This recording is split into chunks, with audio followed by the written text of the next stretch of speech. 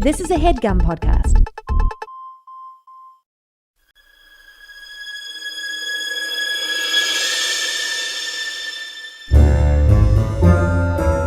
Oh, yeah. Welcome to A Funny Feeling Podcast. I'm Betsy Sidaro. And I'm Marcy Jarrow. This is a podcast where comedians tell us their paranormal experiences, and we listen to yours as well. Oh, yeah. And if you have one of these paranormal experiences that you want to share with us, please email it to us at funnyfeelingpod@gmail.com. Now get cozy. And prepare yourself to be scared silly. This is a Funny Feeling podcast. Betsy. Marcy. Man, this year. That is a good song. That was a Betsy. So far this year, 2022, everything is back good into normal. Everything is good and normal. Everything's fine. Everything's fine. We really lucked up that the midnight struck and everything's good. Everything's fine. Everything's fine. I haven't seen multiple restaurants close because everybody's sick. I haven't seen that. It's fine. And now I am curious because we have so many listeners from all over the country / world. California has been like slammed. I think California and New York have gotten slammed hard. And historically in this pandemic, we've seen how the waves work. Yep. So maybe when you're hearing this, you're like, oh yeah, I guess it is getting bad. Right. So it's like a ripple effect out from us. It's a tsunami coming, really guys. Is like shit goes down in New York and then goes down here pretty quickly after. Yeah. And then, a big old ripple. Big old ripple.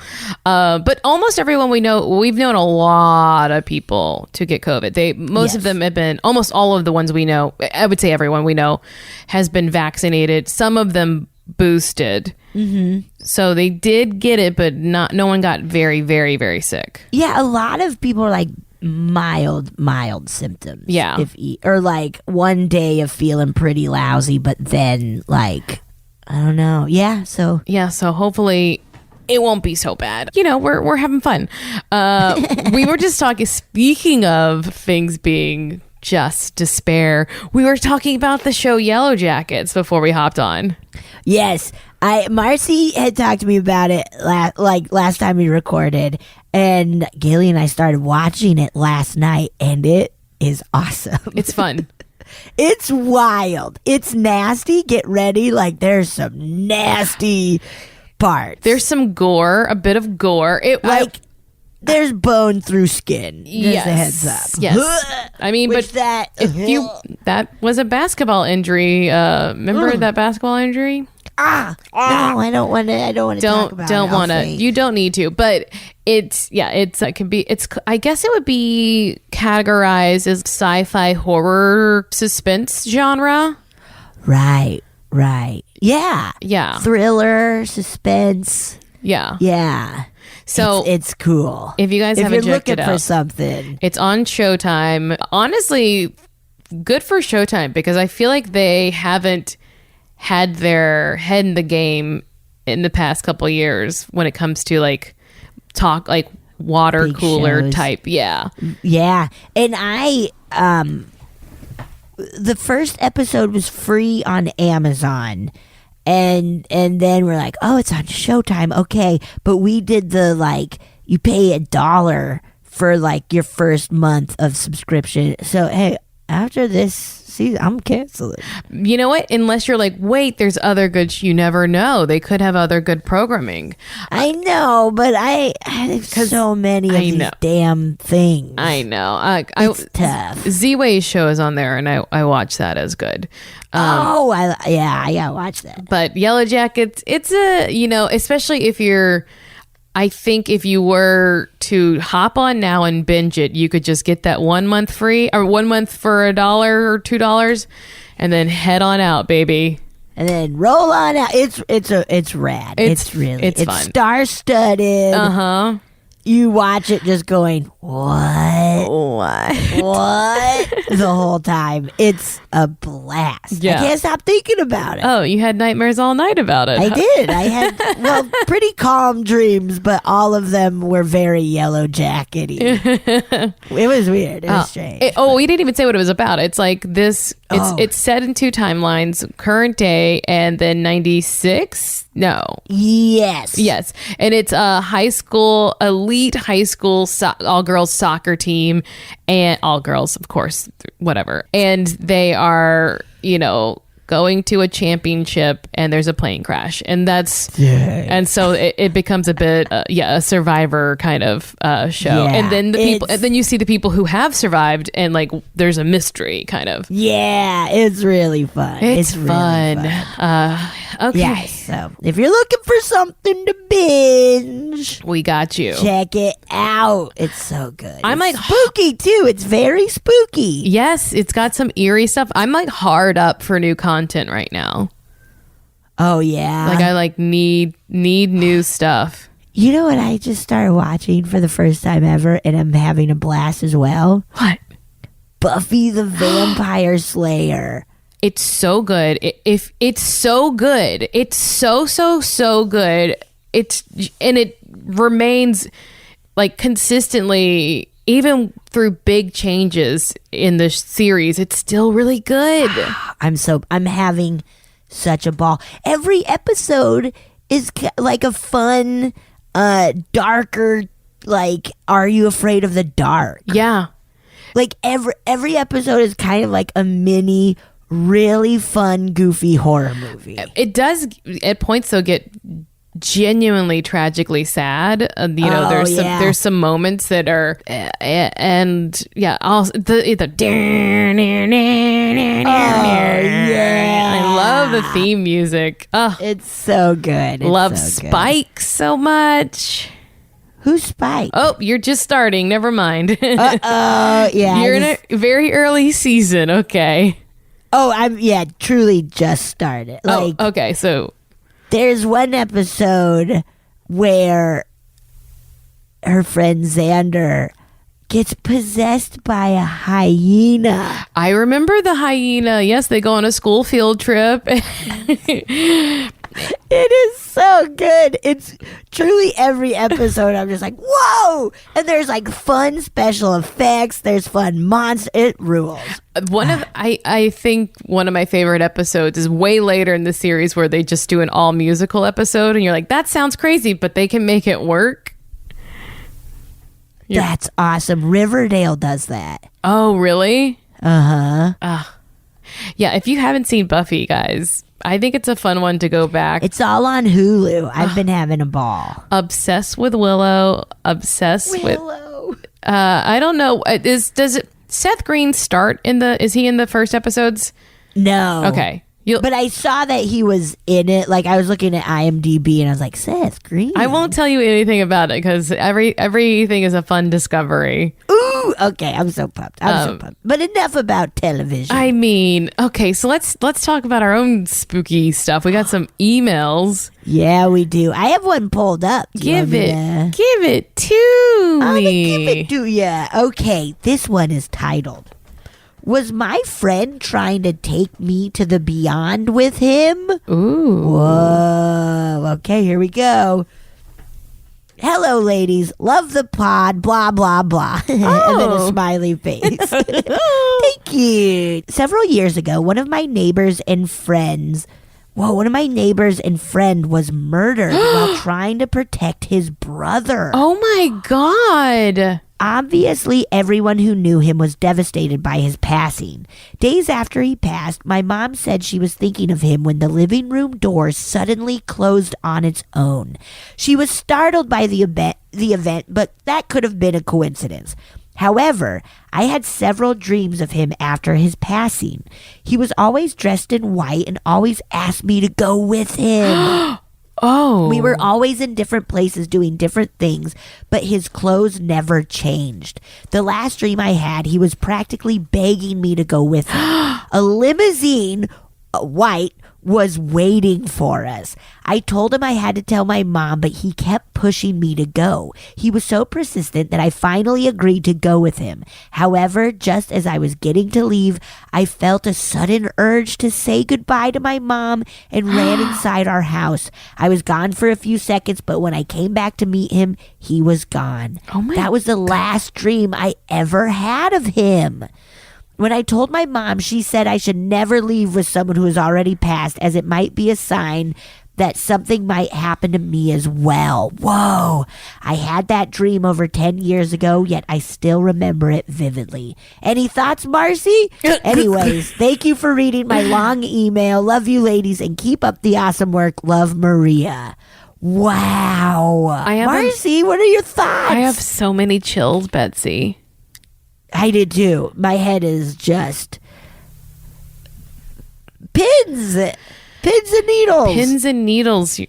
So many chills. I think your mom is right. I know. I do too. Especially that thing of like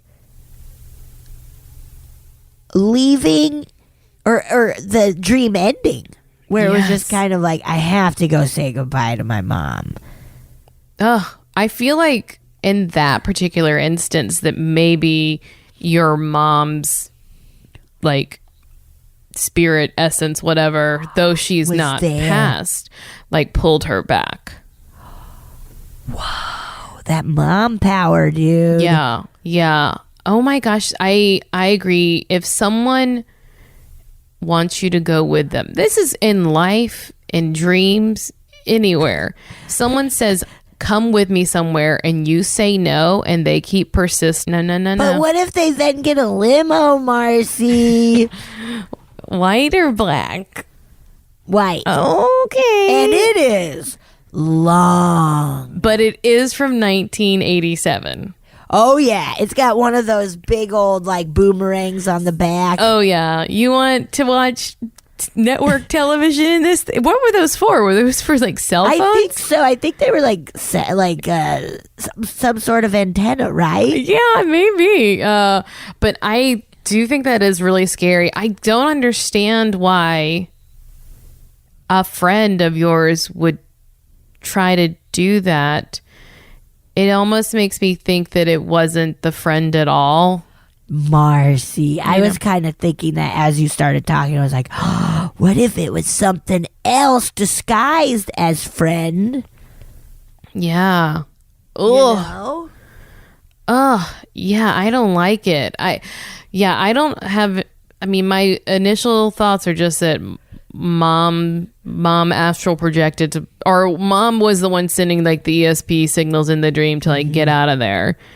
And yeah, even if it's just kind of a real life of like getting those vibes from mom while not sleeping, you know what I'm saying? Of just kind of like, I don't know, or about life situations. Yeah. Like that could, yeah. I know I've told you this before, but I was robbed at gunpoint at one point years ago by teenage girls. It felt less scary, but it was a real gun. And I was in the moment, like time slowed down, and I was like thinking, like it was interesting how my brain processed in what felt like real time, but it must have been slowed down. So, but I could think through stuff, and I just remember thinking, because I was like, what if I just push them and like run?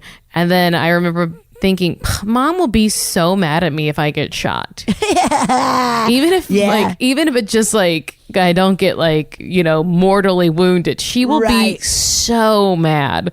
And so that's why I just like, Marcy, you got shot. Marcy, just give him your stupid Forever 21 purse. It's just I feel my parents were always like, give them whatever they want. Oh, yeah. Don't even try to do anything. Oh, yeah. Like, okay, yeah. Yeah, I think I was just like so poor that I was like, no, I can't. Yeah, I need this. And I can't even afford to change my license. Don't. Oh, no. You'll figure it out, I promise. Yeah, this is really fucking scary. Don't go. If a dead person wants you to go with them, don't do it. Right. Don't do it. Right. I've heard that from other places too. Like that's just a general rule of paranormal thumb.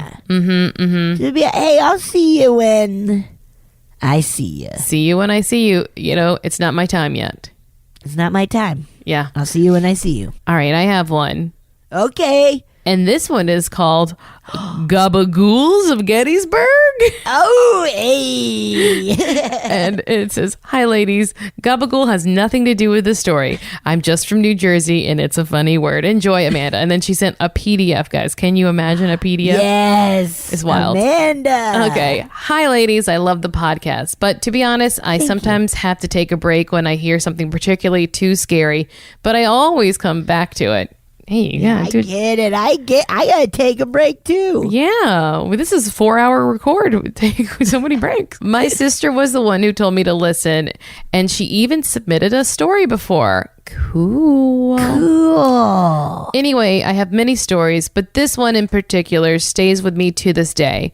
My family loves ghost hunting and staying in haunted hotels. Man, that's lucky. That's good. That's good. I, on the other hand, do not. Well, sorry about that. Okay, sorry about that. Sorry about it. My fear is so bad that I won't go on trips with them, so they have resorted to lying to me about where we're staying because they know I will look up the place to make sure there are no ghosts. I love how both parties of this thing are like and like lying to each other, but then it's still getting kind of their way, or like, you know, that is so funny. Just digging in. For reference, this is because almost every time we visit these places, I will be the only one who has an encounter, and they never believe me, which I find counterproductive to their mission, but whatever. That is so crazy to be super into that, and then one person like and I did not believe the person who's scared and didn't want to go and doesn't want to go. Everything happens to them, and they're like, "Nah, we don't believe you." I gotta say, this is one of the most fucked up family dynamics I've ever heard of. Like, I probably very lovely, no other kinds of toxicity, but this particularly is fucked up. You guys gotta go to counseling. Oh, I love it.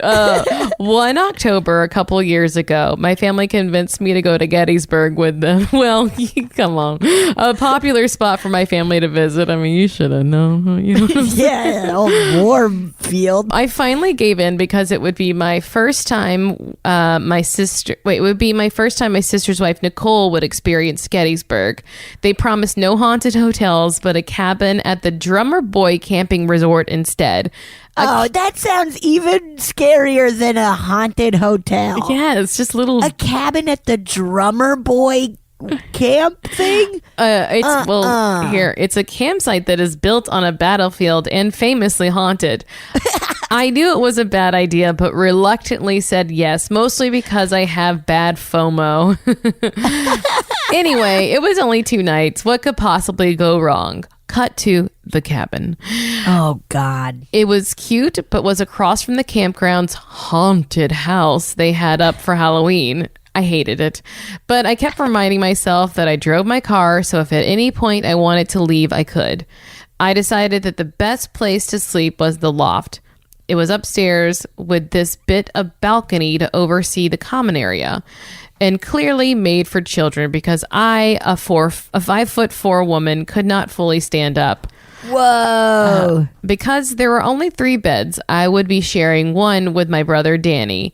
Normally, I would hate that because I'm high maintenance and like my own space, but I was excited not to be alone this time.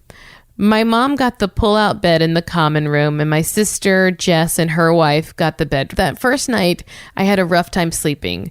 I think I finally started falling asleep when the cover lifted at my feet. I jumped from fear, woke up my brother, and told him we both have to stay awake until the sun came up. So every time he drifted to sleep, I woke him up again. No. He was mad, but I can't say he didn't know what he was signing up for when he asked me to come on this trip. Fair enough. Then next morning, I told everyone what happened. And like usual, they told me I was making it up. This is so wild. This is really, it's an actual, this is what gaslighting is, guys. to take someone to a haunted location, have them experience haunting, and then them to tell you you are lying. That's People think that other things are gaslighting, but this is actually This is it. In fact, I bet they conspired to do this to you. That day, our plans ended with us going to the old orphanage on a ghost tour.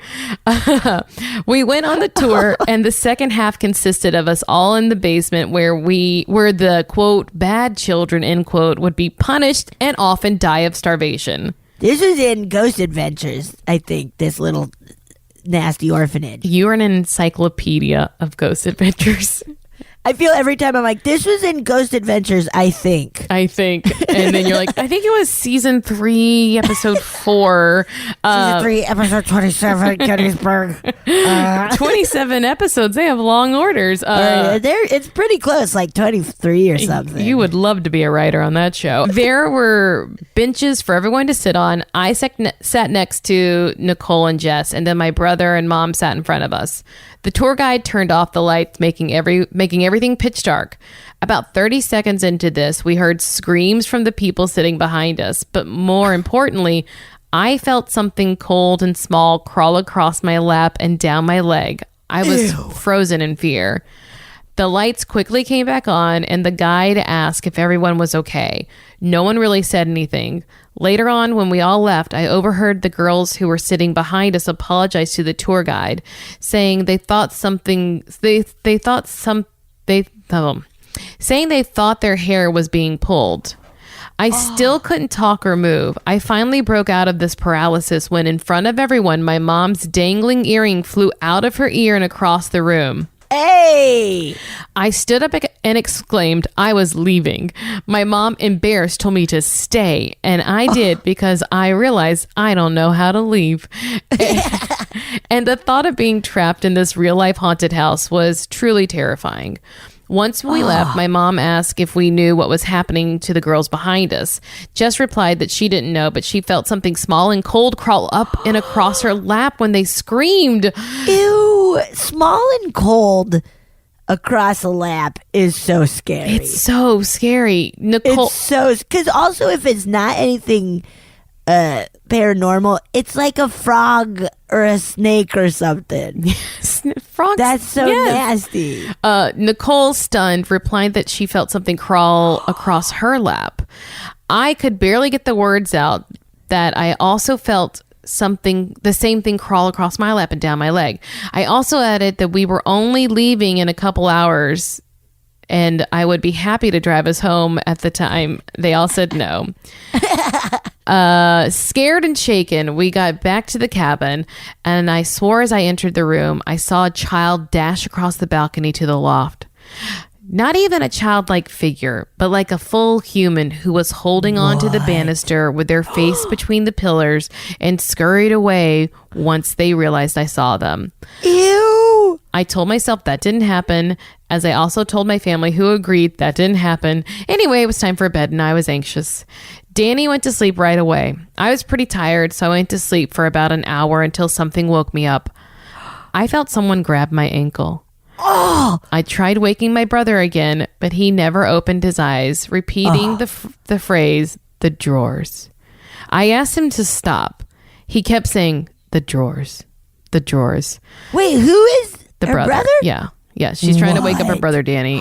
The drawers. What? And he's just going, this is, ew, His eyes are closed and he's saying, the drawers. No. The drawers. No fucking way. Suddenly, all of the drawers in the room started opening and closing. No. I panicked and didn't want to go near those drawers. So I jumped over my brother, ran down the stairs, and woke up my mom. She was angry but said I could sleep with her.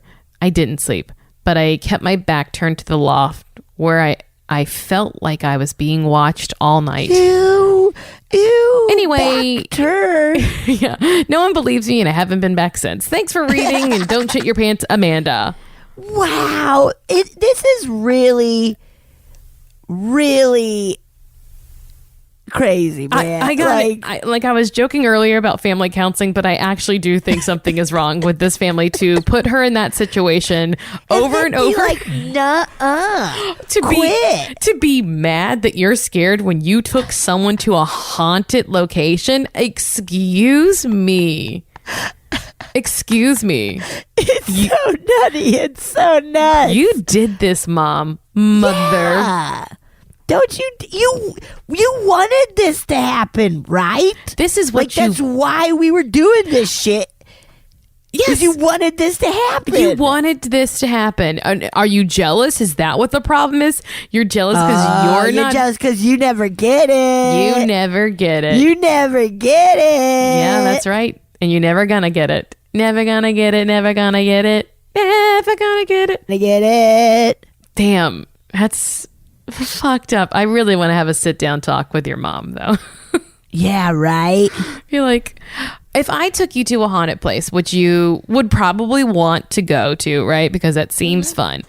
But yes, I would be down. In the middle of the night, something has grabbed your ankles and you run to my hotel across the street because we don't stay together. Wait, you make me stay in the haunted place? You chose it. Too. I was going to stay in the haunted one, and you're like, I'm going to stay at the one across the street. And it turns out that they had the pamphlets were all wrong. We mixed up the pamphlets. They had 150 pamphlets with the wrong title of the hotel. So they just were like, we'll just get rid of them. And then just go. Well, if that had happened, Marcy, yes, if let's say we went somewhere and something happened to me and then you were like, nah, I don't believe you. You know I would never. I know. I know. You can count on me. If you did, I would punch you in the boobs so hard. Like a speed bag? Yes. Yeah, your boobs would be bruised for days. Look, if we are going to a haunted location and you say something haunted happens, I'm there with you. It's happening to me now. Even if I don't feel it, I'm still scared with you. Right. I'm putting up a barrier of white light around us to protect us. Yes. Same. I will believe you, Marcy. I won't even get embarrassed. It's crazy. Yeah, if I'm like, what would be too crazy for you to believe? I guess a werewolf nibbled off my toes? Betsy, I'd be like, I think you nibbled off your own toes. And you just see like a nail hanging out the side of my mouth. That's like your a little polish, dude. That's your nail polish. A little painted toenail in between my teeth.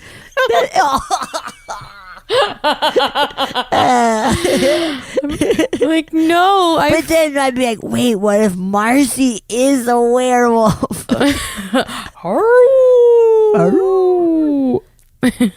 Scare all your cats away. No, they were just like, we're trying to sleep, bitch. Or should we play a listener? Oh, Amanda, we're sorry. You deserve better. We're so sorry, man. Well, we believe you, Amanda. We believe you. We believe you. But seriously, can we talk to your mom? We got to figure this out. Yes, that is... I'm going to talk to my therapist about it and just see what she thinks. All right, let's listen to a listener story. Yeah. Hi, Betsy. Hi, Marcy. And Whoopi Goldberg, who I can only assume is the guest this week. I've got two stories for you that both happened in my grandparents' house in northern Minnesota. So the first one takes place a couple months before I was born.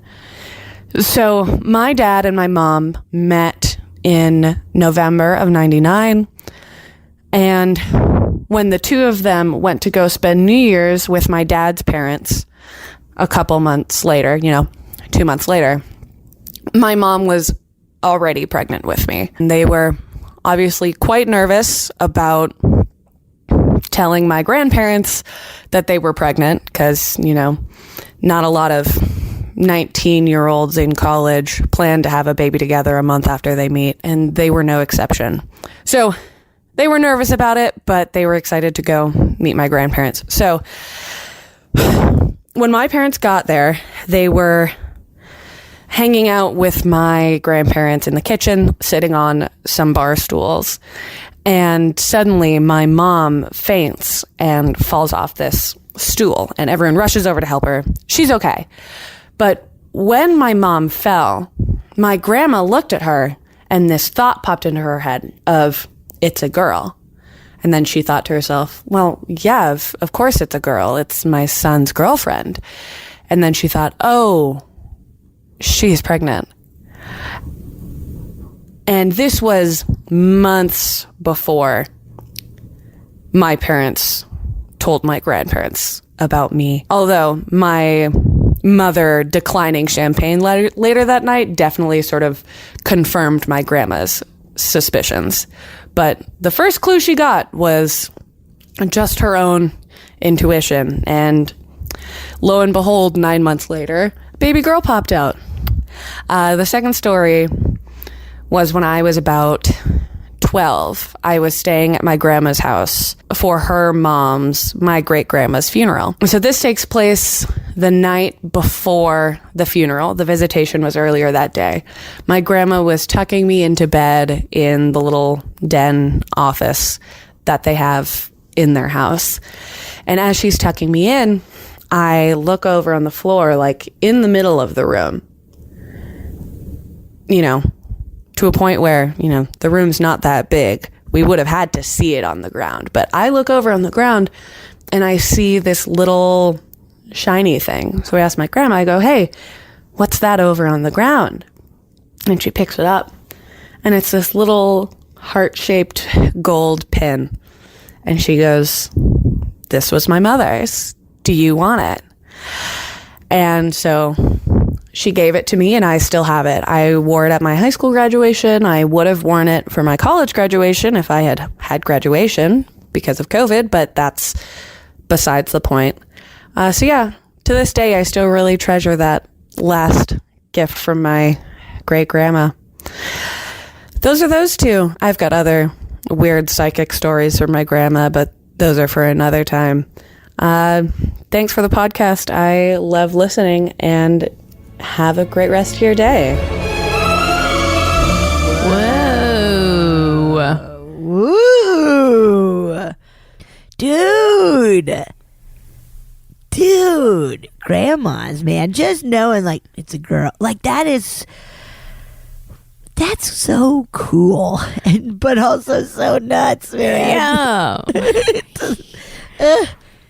Yeah. I guess it is like, I've never had any feeling like that, but there are those moments where it's like, I think this person might be pregnant. Yeah. Just from like little vibes or whatever. Yeah. You know what I'm saying? Like where it is like, I remember I was on a show with someone who towards the end of it, like they were pregnant, but they didn't tell anybody, like it wasn't the time yet to tell people. Mm-hmm. But there was just like this vibe, and I don't know why, but I was like, I think they might be pregnant. And here's the thing, you can't ask. Oh no, I would never. No, not you, but just in general, one should not ask. Oh yeah, no. Oh gosh, I remember once I did that to a friend that I was just like, we sat down to dinner and they ordered like a non-alcoholic drink, and I was like, oh, I just gasped out loud, and then she told me to shut up and not say anything, and I was like, okay. All right, I couldn't contain myself though. I like it. Never. I don't know. That never stands out to me if somebody doesn't order a drink. I don't know. I mean, it's not really that weird, but I would just like, right. I knew when I was correct, but right. But I never said another word. I shouldn't have even gasped, but I just was like, I like in the moment knew it, Yeah. Those little moments where it's like, oh shit. Okay. But I think that for a new person in your life, like just like a completely how would one know that, Right? Yeah. It's so wild. This is why if people are trying to have kids, they need to shake it up a little bit. Sometimes order an alcoholic beverage, sometimes not. Yeah, come on. Confuse us, Confuse us, please. But when Anthony King and Kate Spencer were having their first child, do you know who that is? Yeah. UCB people, great writers, both of them. Yeah. Kate's got an amazing podcast called Forever 35. I was like, what number is it? I'm Forever 35. Anyway, when Kate was pregnant, I told them they were having a girl, and if it was a boy, I would babysit free for a year because I was so positive it was a girl. Wow.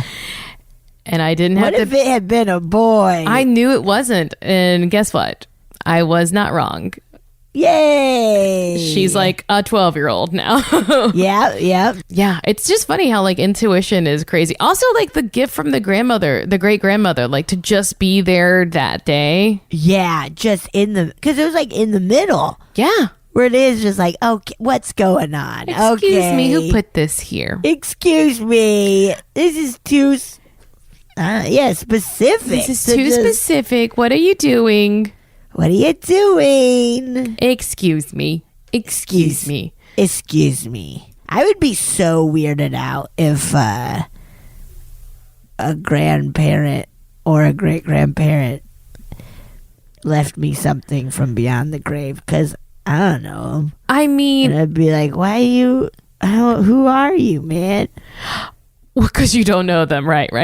Yeah, you don't need to do that. I mean, clearly, this person must have known their great grandmother because they were there at the funeral a little bit. Of right? course, but still, like, I'd be weirded out.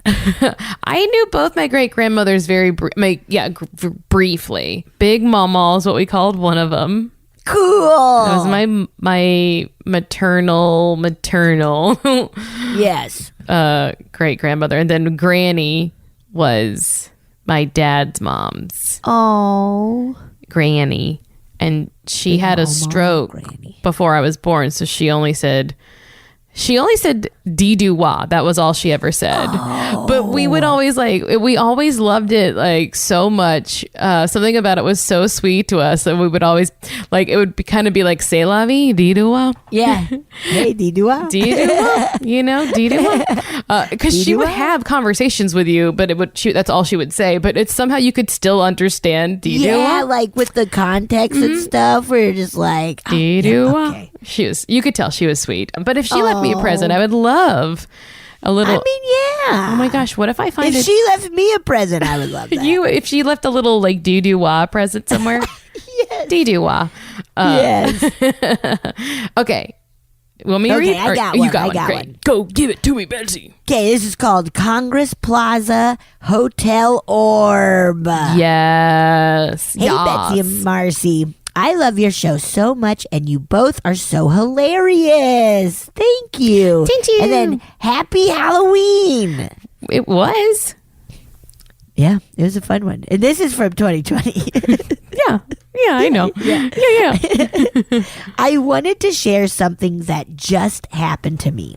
My husband and I went on a ghost tour with another couple. It's a walking tour in downtown Chicago, so it was the perfect activity to keep socially distanced. That is a pretty good one. The tour is about the ghosts and gangsters of Chicago, and it's called Chicago Gangsters and Ghosts, in case anyone is interested. That's fun. That is fun. Okay. The last stop on the tour was the Congress Plaza Hotel. The tour guide told us about some of its history. Al Capone used to stay there. It was also the serial killer H.H. Holmes's favorite bar in Chicago. Oh, shit. He would have some drinks there and then go across the street to Grant Park to pick up victims to stay at his hotel during the World's Fair. He seems like one we don't talk about enough. I know. There was a documentary. It's probably still streaming somewhere that I think was called like H.H. Holmes. And it was so boring. And that's like the one documentary I've seen, or, where I was like, oh, yes, I'm going to learn stuff. And then it was just like, oh, this is boring, man. This sucks. This is too boring. Yeah. Yeah. But Devil in the White City is an excellent book and talks about him a bunch. Yeah. And also about affair. So get ready for like Not chapters of an affair. but not an affair, but a world fair. the world, yeah. Yeah, first Ferris wheel is there or something. Anyway, a fun non-spooky fact, but Pabst was voted the best beer and given a blue ribbon, hence the name Pabst Blue Ribbon. Wow. Cool. I guess that was before beer got good. Yeah. Because they're fine, but I wouldn't call it the best. Marcy, what's the best to you, Miller Lite? Wait, are you talking about domestic light beers? Okay, I guess. Yeah. Oh gosh, domestic makes it hard.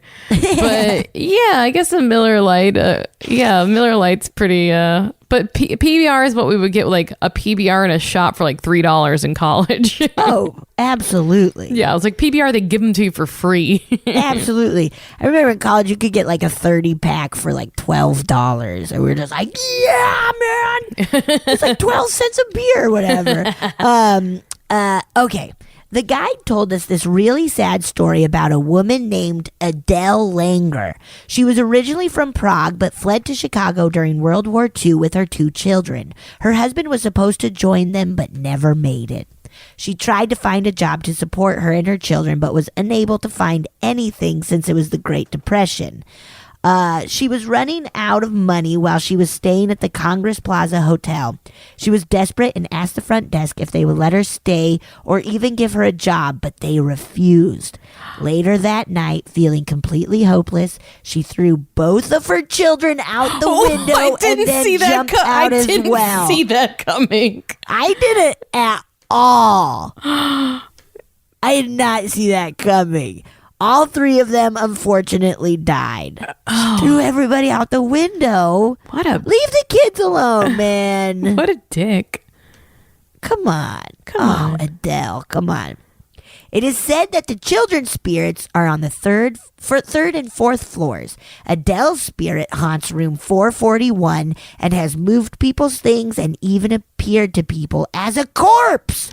Ew, that's not the way to do that. Adele, come on. Adele, I'm sorry you Don't had do it as a corpse. You had a rough time, but you are not handling it in a way. You're not handling it with class at all.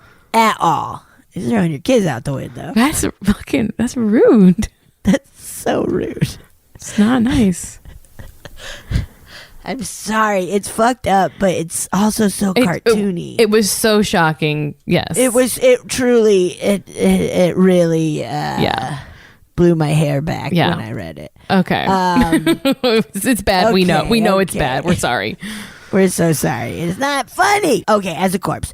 The tour guide pointed out room 441, so of course I stare at it for a while to see if anything happens. I took a few photos and didn't capture anything. I then saw something that looked like an orb moving around the vicinity of room 441 when I looked through my camera. I couldn't see it unless I was looking through my camera. I took 2 videos of it, which I will share in this email. You're welcome to share on Instagram as well if you'd like. The other couple with me also took videos, and they captured the same exact thing I saw. That's so interesting that you could only see it through the camera. And they could only see it through, where it's like, whoa. Yeah. But that makes sense. Yeah. At this point, I'm convinced that nothing was wrong with my phone and that it was an orb. This is my first paranormal experience. Plus, it's actually Halloween, so I was very excited and knew I had to share. Please keep doing the podcast forever. I've already rated, reviewed, and subscribed, and everyone else should too. Love, Vicky. Thank you. Thank you, Vicky. There's a follow-up email. Should we watch the videos? Oh, yeah, we should watch fast? the videos first. Okay, you ready, Betsy? Yeah, are you going to share it with me? I'm going to share it with you. Oh, that's so nice. Hold on, let me... You see it? Wait. I do. Okay. Press and play. Oh, I see the orb. Did you see that orb? Can we play? Where should I look? The third floor. Oh, I see it. Floating around. Yeah. Okay, there's another one to watch too. So let me grab that one. Yeah. Whoa. And it didn't look like a bug or anything. No. It looked like a proper orb. Yeah. Okay. Here's the second one. Oh, I think I saw it. I think I saw something kind of hard. Yeah, I don't know what I see. It's a little too teeny for me. A little too teeny for us. But the first video we definitely saw, and I'll post both of them on Instagram so that everyone else can take a gander at them. Yeah. But you can definitely see, a little orb. Yeah. It's always hard to tell for sure with iPhones and pointing them anywhere near a light. That's a tricky part of iPhones. That is true. I will just say that, but it was moving pretty wild. Yeah. Oh yeah. And the camera wasn't. And I'm only saying that so other people don't have to say it to me. You know what I mean? Do you know what I mean? Like, you know what I mean? I know what you mean. You know what the fuck I mean. Okay. I know what you mean. I know what you mean. I'm not telling Vicky that she's wrong at all. Okay. Follow up? Okay, follow-up email. Hello. After doing a super quick search about Adele, I found more details about her story. She was not running out of money. She was afraid of being sent back to Prague as it was currently at war with the Nazis. She had become increasingly despondent because she hadn't heard from her husband and also didn't want to be sent back to Prague. She then hurled her 2 children out the window and then herself. The next morning, a letter was received at the hotel that was giving Adele asylum in Canada. Her husband was also alive. Sorry for not checking on the tour guide's facts before sending. That's that classic, or not classic, but the woman who jumped from the H in the Hollywood sign. Yeah. It was kind of that same thing where she was like, I'm not making it as an actress. I'm throwing myself off of the Hollywood sign.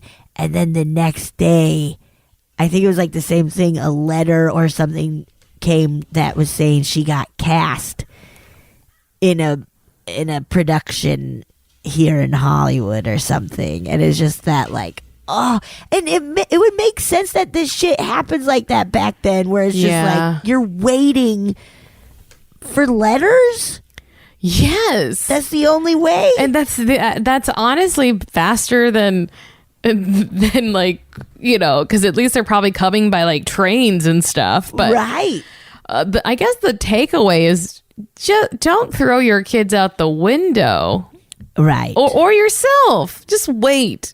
Just like wait till someone tells you that you're gonna be like that you're on your way back to Prague, then jump out the window. But leave the kids alone. Yeah, maybe they'll like it there. No, that's terrible. I don't want to. Sorry for saying all of that, but I do think, yeah, especially all I could think of for the Hollywood story you just told was, boy, I bet whoever got it instead of her was so happy though, because that's how sick my brain is.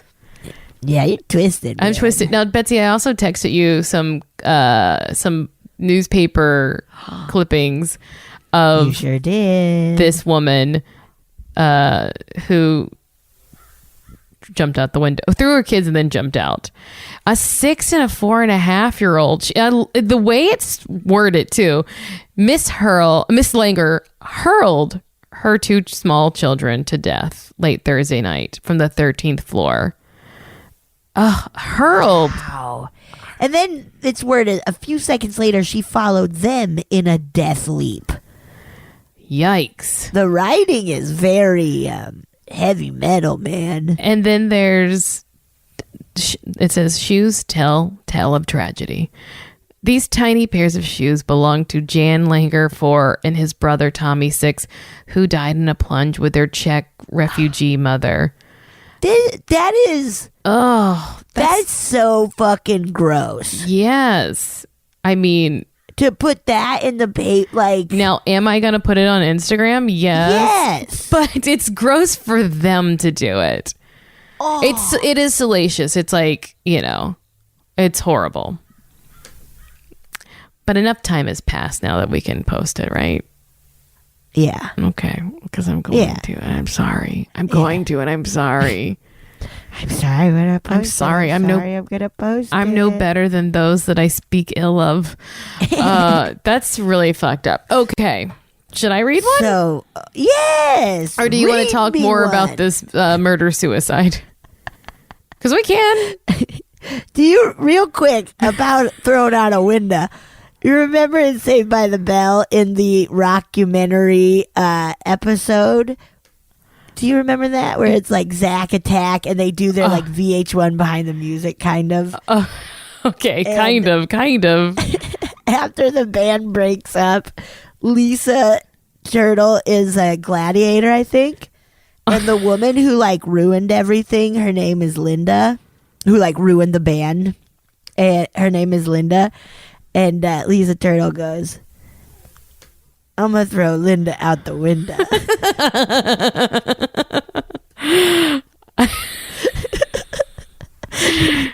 Lisa Turtle. She's great. I'm going to throw Linda out the window. It's good. That's good writing. It's so good. It's so good. How does the whole if you don't get rid of Linda, I'm gonna throw her out the window. It is so funny. Sorry, so that popped in my head. Hey, out the window. All right, I'm gonna read one now. Okay. You don't want to just read the script of that episode? I mean, I guess it would be like a big left turn, but whatever, right? Yeah. Okay. Yeah. This one's subject is forming friendships from beyond the grave. Got a lot of ghost friends, a bunch of Casper stories this episode. Or not. Hey, hey, Betsy, Marcy, impossible cool ass guest. Oh, I'm sorry. I have been devouring the podcast since discovering you this past summer, and it brings me so much joy to be in a constant state of chills listening to you describe spooky places and the amazing listener submissions. Oh, thank you. So nice. Thanks so much. I have to say, since listening to A Funny Feeling and Bigfoot Collectors Club, always giving those guys free press. Free press We're nonstop. Constantly. You're welcome. You're welcome, boys. Hey, boys, you're welcome. Boys, you're welcome.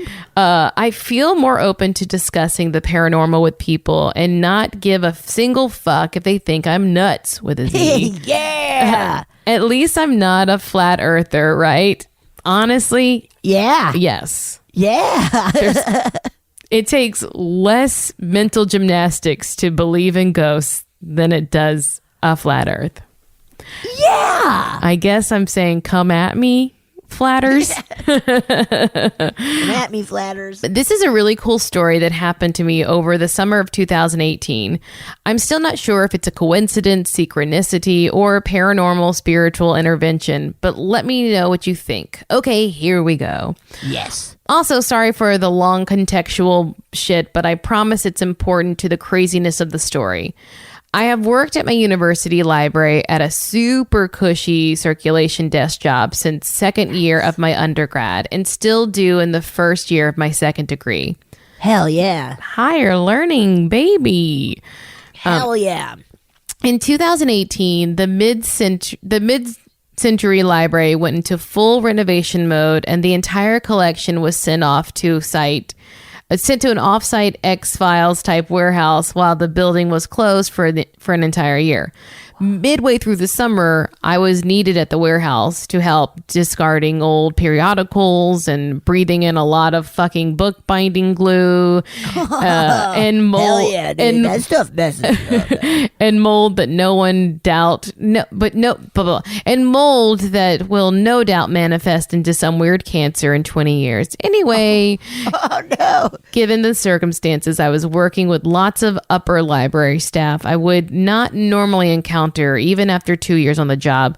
Normally, student staff just wouldn't mingle in other departments. Here, however, we all ate lunch together, and it was just a very chill workplace with zero formality. Nice. Once, What a dream. except for the warehouse with all the mold and stuff. Right? Man, let me breathe that shit in.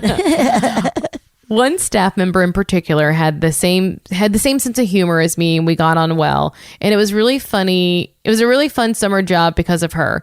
One day at the picnic table, I had bought a peanut butter sandwich because I was running late that morning and needed a quick fix so I didn't starve at this rural warehouse. I apologized and asked if anyone had a peanut allergy and that I would happily go eat somewhere else. The staff member then mimicked having an anaphylactic episode, choking and clutching her throat. Very my humor. Sorry, not sorry. That's so nice of just checking in. Yes. Well, that's so nice. You're going to find out why they're so nice later. Oh. She then got serious, apologized, and said that she shouldn't joke because her dear friend Beb had passed away from a peanut allergy in 1991. Oh. I was in complete shock. I asked what the full... blah blah. I was in complete shock. I asked what the full name was, and when she told me, I realized it was my cousin who had died before I was born. What? Can I just tell you, Betsy, that's not what I was talking about. When I said what? you'll know why later, that's not what I was talking about. I hadn't read that part. Whoa. Okay. This is nuts. Okay. My cousin Beverly is almost a living legend in the family. Classic example of a gone too soon scenario. By all accounts, she was an amazing individual, smart, funny, and charismatic. This staff member had been Beverly's best friend all throughout university in the late 80s. We were both so floored by this happenstance that the rest of the day was a write-off, and we just hid in the stacks talking about her memories, my family, so on and so forth. We have remained close, and I still work with her today. I just find it odd that if the library did not go into renovation and I wasn't transferred to the warehouse and didn't make a peanut butter sandwich, I would have never had this encounter, and we would have likely never known of the crazy connection we have through my cousin. I mean, what are the odds? Wow. Telling my great aunt and cousin about this, they very much believe it's a sign from Beverly. And my great aunt is the coolest zero bullshit 85-year-old woman I know. Anyway, sorry for the long ass lead up to a short punchline, but thought this was right up your alley of weird. So do you think this is my cousin forming friendships from beyond the grave? Thank you so much for all you do. Alex in Ontario, Canada. I was just making a joke about them being Canadian and polite. Oh, Canadian, so they're nice. Yeah. That is... One little PS real quick. PS, I heard a listener recommend Most Haunted to Betsy, and I second that recommendation. The show has been around since the early 2000s and used to give me fucking diaper blowouts. After hearing your rec, I Googled them and saw they're still making episodes, but through YouTube. Check it out. So that's Most Haunted. Oh, I gotta watch that. Okay, so now we can go back to that's an amazing coincidence. True. Like, especially, like them listing all the things that had to happen for them to realize they both know and love this person. Also, just the kind of people to, like, to have my friend die a certain way and then to make a joke about it. And the other person to be like, hey, that's my sense of humor. Yeah. Like, that's... it feels like cousin knew. Yeah. Was like, oh, here's an opportunity or something. Even if it was just like their cousin was like, wait, they're already together, so let me just give them a little incentive to... Right. To know what the connection is. Right. But who knows? I mean, that's like the thing where, you never know how many ways we intertwine with other people's lives. Right. It's so crazy when that it's fun. It's really fun. I got chills during that, but like fun chills. Yeah. You know? Good chills. Got some good chills from that. That is so... Wow. Yeah. I don't know. Small world. It is one of those things where you're like, who even knows how to categorize it, I guess. Right? Yeah. I'm sure you've had like millions of synchronicities happen in your life too. Yeah. Yeah. Yeah. Nothing like that. That's so wild. That No. is so... I also have never really thought back, like at that listing the things that had to happen for this to have happened Yeah. is so wild. Of Yeah. like kind of being late, so I had to make only a peanut butter sandwich. Like working at this weird warehouse that Yeah. was not usually the job. Like it's so strange. So strange. That's cool, man. That's cool. Bev. Gone too soon. Not too soon. Can I do no, I'm gonna play. I was Yeah, like, you what? want to play one? You want to play one? I'm gonna play. I didn't know if it was reading time again or Do I? No, you play. I play. I play. You play now. You play. Okay, I play. You play. Hey, Betsy and Marcy.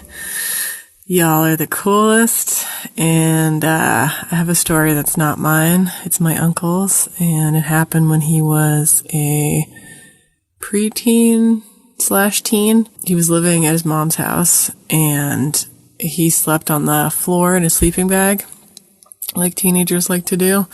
And he said he one morning woke up and he opened his eyes and there was an old-timey looking guy with spectacles hunched down next to him, like squatting next to him, looking right down at him. And my uncle screamed and pulled the sleeping bag over his face and then slowly pulled it back down, and the guy was gone. And he had no idea what that was, and it's never happened since. But I thought that was a good story, because it doesn't seem like it could be sleep paralysis. And I would have never stopped screaming. So anyway, thanks for sharing. Love you guys. It's Halloween tomorrow, so happy Halloween. We got so many Halloween. I guess that's why people were like, I thinking of it. So, I would hate that. That is truly so gross. Don't do that. Don't do that, ghosts. Get out of my face. Don't do that. Also, like, isn't that as soon as spectacles was said, it's such a like specific old timey, Yes. you know, because it's like not glasses, they're spectacles, man. Like Yeah. that's so eerie. Like ew. Should we think about all the reasons why that bespectacled Spector? Yeah. Why would they be leaning over a little kid and staring Ew. at them? Suck their soul out of their mouth. But here's a nice soul for sucking. Here's a good soul to suck. Me love. If I suck this soul, I will not need these spectacles. Or I would imagine it's like the others type situation where it's like, what is this down here? Yeah, what is this? Like, yeah, exactly. Of like that horror movie thing of like, this is where I sleep. What is this? Oh my God, a teen. A tween. Oh, a teenage. I mean, that would be so scary to get haunted by a teenager. Yes. Or just live with a teenager.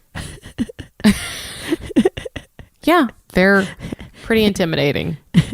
I'm terrified of them. Yeah. My niece is, God, she's 18, and I found a snap she sent me years ago. I guess I was like going through photos, and I found, and she was so funny and ruthless. I sent it to her and my mom, and she just responded FML.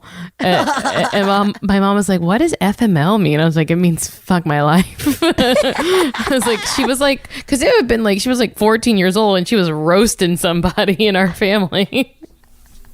That is so funny. She's Dude, funny. imagine what, like, if the internet had been around, or like really around like it is now, and if I was a teen, there would have been so much stupid shit posted on there. Oh my, yes. I mean, even in college, I was posting Oh, yeah, same. too much personal information. Even out of college. Just Right now. even right now, I'm constantly taking pictures of my driver's license and putting it on Instagram. I don't know why, and I do it once a week. It doesn't make sense. It's really stupid, and I know I shouldn't do it, but I can't stop it.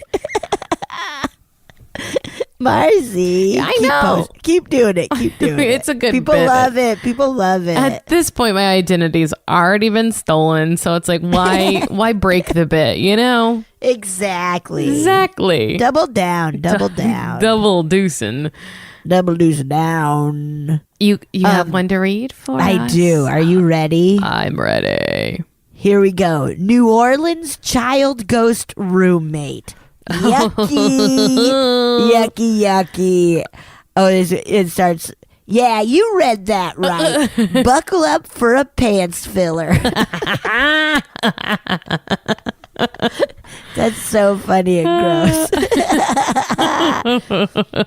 I first sent this to the boys at Bigfoot Collectors Club. Speaking of fucking synchronicities, good Dude. God. If you're not listening to them, I guess this is your sign to go mosey on over. And tell Michael, Bryce, and Riley, you heard it here first. You heard it from us. I first sent this to the boys at Bigfoot Collectors Club back before you two babes replaced them as my fave pod. Yes. But they never read it on air. Because they suck and everyone knows it. Yeah, they suck. We hate Don't them. go listen to them. Don't go listen to them. They suck. They drool, we rule. Yeah, all right. they're boys, we're girls, and they're drooling and we're ruling. Just kidding. But they never read they are it our on- friends, guys. Yeah, we love them. We love them. But they never read it on air. Maybe because I accidentally super embellished this one part. LOL. This is the story of my haunted apartment I lived in for about 3.5 years in New Orleans. Oh, yeah. Of course, living in New Orleans, one gets used to the feeling of often not being alone when you're the only person in the room. Spirits floating in and out all of the time, etc. It's something I'd experienced a lot in other apartments and places I worked there, and as long as the ghosts weren't too disruptive or malevolent feeling, I could mostly ignore them. It's just part of life when you live in New Orleans. All right. Ooh. Okay. There was one ghost I got to know a little better than all the others. Well, I just want to say that you showed me air quotes just so everyone knows.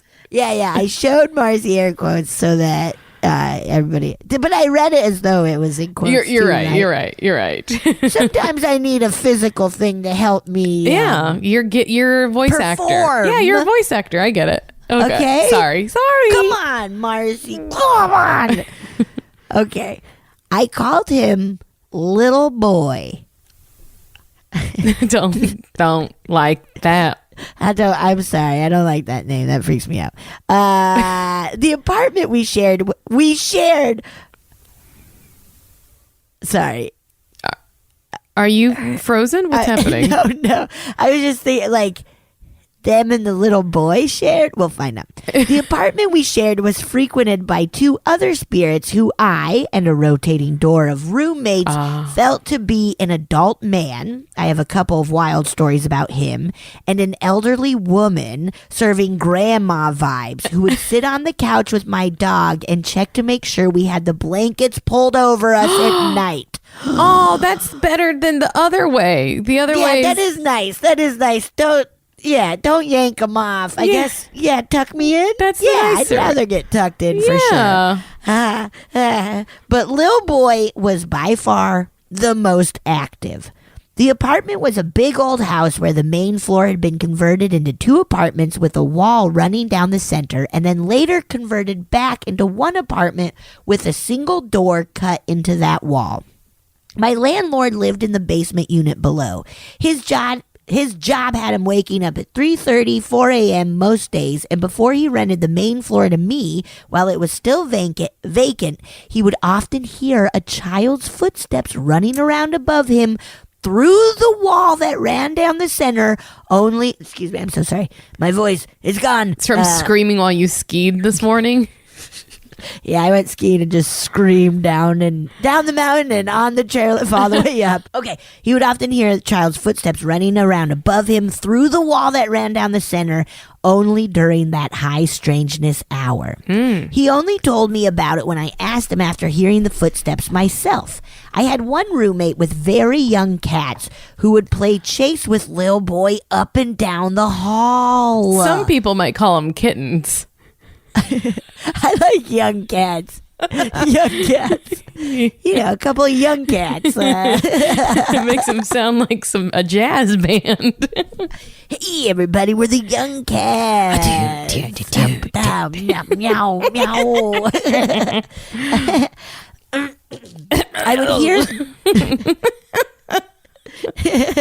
I would hear the cats go running first.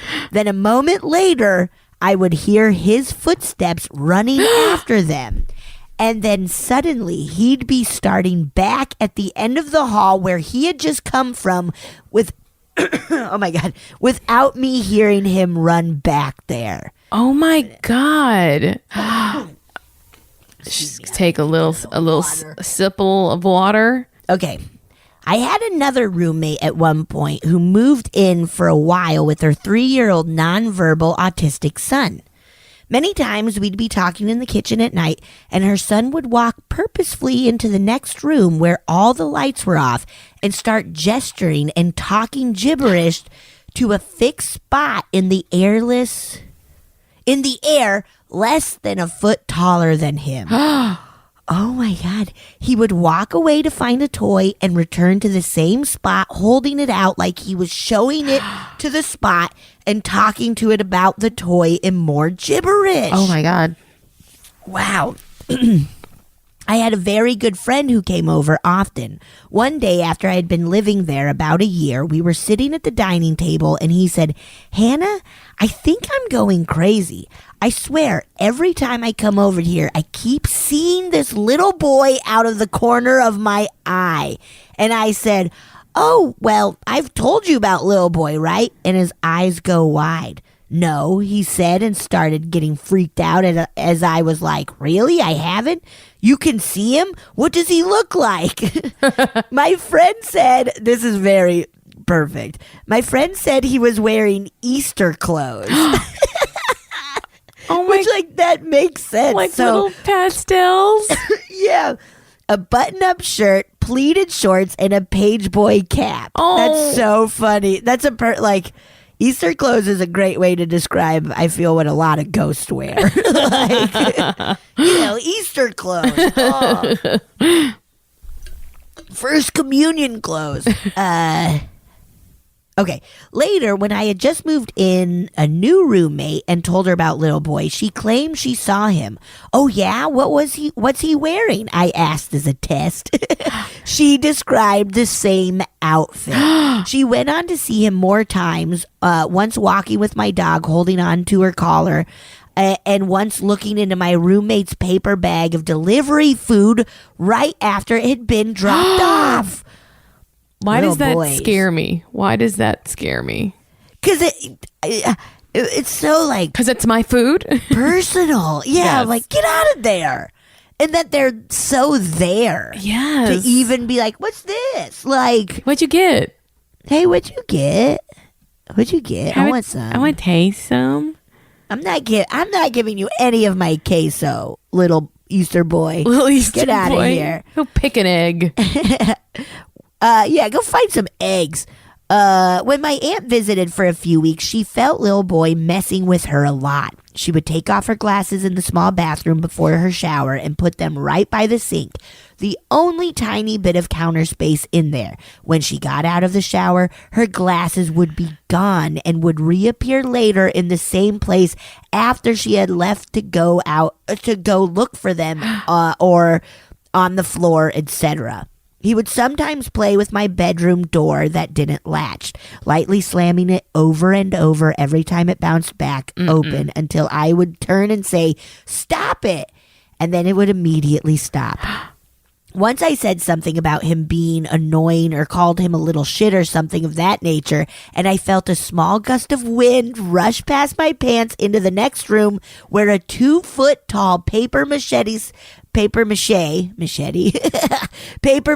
statue, this is the part where I exaggerate, went flying off its platform onto the floor. Or at least it felt like it did. But by went flying, I actually mean that it tipped over with enough force to maybe have skidded an inch. Still very spooky. That's still very spooky. Yeah.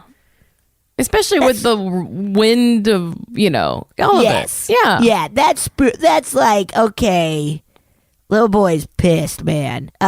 This was witnessed by 2 friends. Another time I felt the gust of wind rush past my legs, and I walked toward the doorway in the direction it was going just in time to see my roommate stand up straight from being bent over and spin around to look behind her and then over at me very confused. All I said was, "Did you just?" And she was like, "Yeah." After my roommate with the young son moved out, I noticed that a couple of toys he left behind that I had collected and put by the door to return to her would move around the room while I was at work. Oh my God. After I returned the toys to them, the only things that moved were my alligator and lion figurines that I kept on a shelf, the only toy-like objects I kept out. Oh. A few weeks after I moved, the landlord contacted me asking about a mysterious yellow rabbit stuffed animal, asking if it was mine or my dog's, saying he found it in the middle of the floor of an empty room and that he'd been through since I left, even though no one else had been in the apartment. He said it looked very old. Yucky.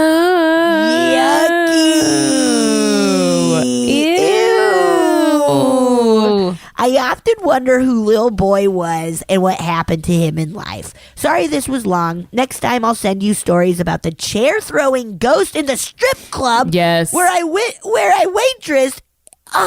Yeah. You gotta tell us about that. We gotta hear about it.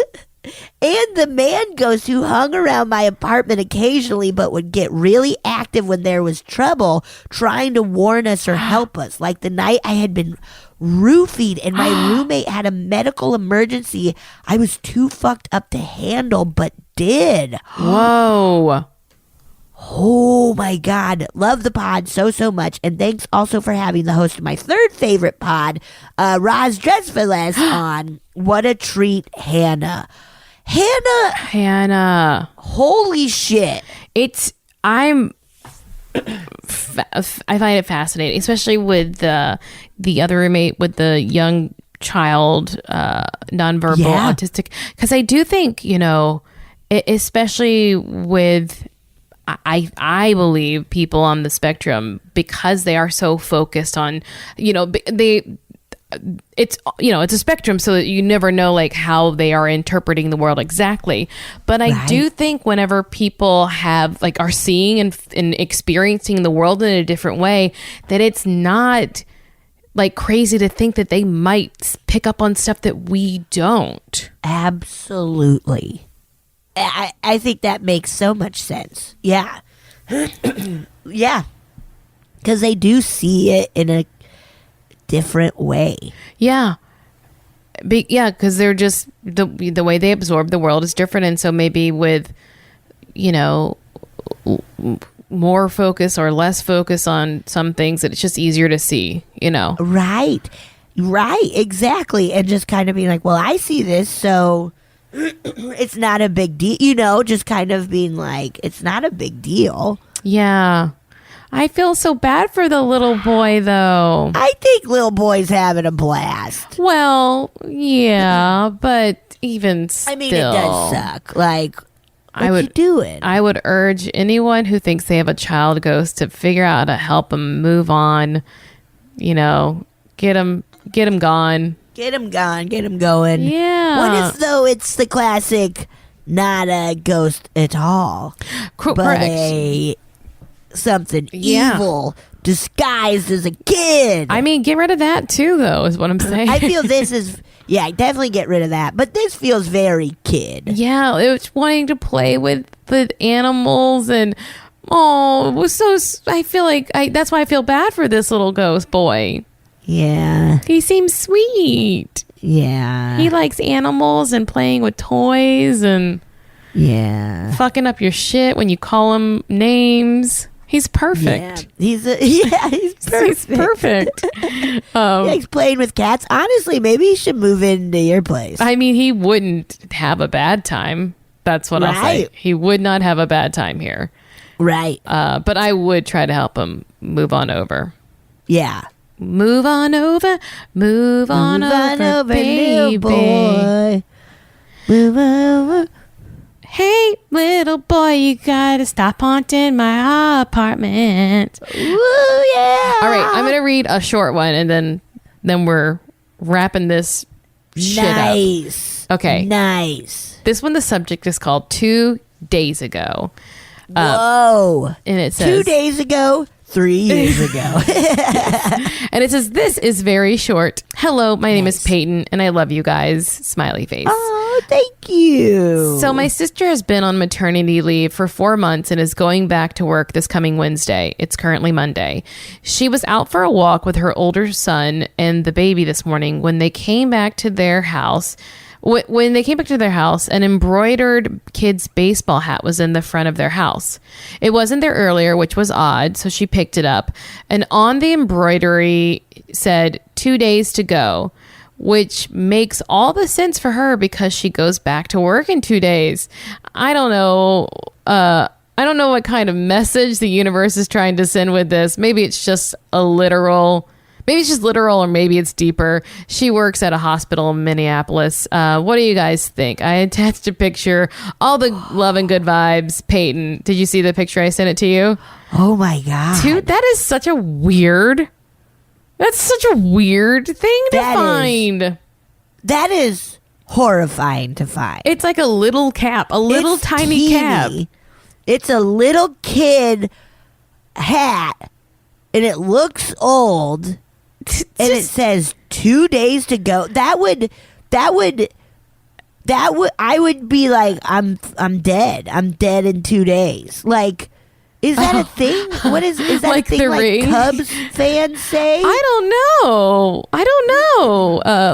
What 2 days to Or go? Like baseball? I don't know. I'm like gonna look it up. I don't understand. Maybe 2 plays to go. We only got 2 more outs to get or something. Yeah. If I found this in my house, I don't know what I would do. I think I would just be like, okay, I have to go rent a cabin in the woods for the next 3 days. Hopefully I don't die there. I just am. I'm stumped by that. I don't like it one bit. I don't like it one damn bit. I don't want anyone doing a countdown for when I have to go to work. No. I was looking it up. I couldn't find any specific thing. It truly. If someone knows what 2 days to go means, but it does seem like a silly little like universe kind of message. But maybe, like you said, not super deep. But yeah. Weird. That is so weird. Very weird. I don't like that one bit. That freaks me out, man. That really messed me. I don't like that. Yeah. What the fuck? That's weird. That's 2 days. Gross. 2 days. Is it a joke? Is it a friend playing a really funny joke? Is it very funny to you? Is it a really funny joke a friend's playing on you? Yeah. Who knows? That was like we had some friends when they were I'm gonna sound like such an old lady or a National Geographic host. They were essentially courting each other, like starting to grow their relationship, and they would take like fruits off of various trees in the neighborhood and carve little eyes and mouths in them and like put little sticks in them to give them horns and stuff. And they would leave them on our stoop. This is when I lived with Mono, and on our cars. And Mono and I were like, I think we're getting strangered. This is so scary. So, we had no idea. As they're like, them romancing one another was playing a prank on you two? Okay. And we were freaking out. We were really freaking out. And I think we brought it up one day around both of them. And they're like, it was us. Oh, that's so we were fun. doing it. And I was like, oh, they really got us. I was scared. Were they just waiting for you to say something? Maybe, yeah. I think even Mono posted it at some point on Instagram of just like, what the fuck is this? Like, we're getting strangered. Maybe it. We're done for. Yeah, maybe that's what happened to Peyton's sister. Yeah, maybe it's like a couple of your friends trying to figure out their relationship and thinking, hey, we could kind of flirt while we pull a prank. While we confuse people. Yeah, while we really confuse people and think make them think they might be getting killed. Young love. These were great, you guys. Thank you so much for sending them in. Yes, thank you so much. And remember, y'all rule. Don't jump. Don't hurl your children out of a window. Do not. Just do not. Because you might be getting a letter any day. That's good news. Right. Yeah. Right. Yeah. Right. And even if you don't get that letter, don't hurl anybody out the window. Unless it's Linda. All right. Bye. Goodbye. Oh, yeah. Thank you so much for listening to A Funny Feeling. If you have a paranormal experience that you would like to share, please send us a voice memo, or you can email us just a letter at funnyfeelingpod@gmail.com. I'm Marcy. I'm Betsy. And don't shit your pants.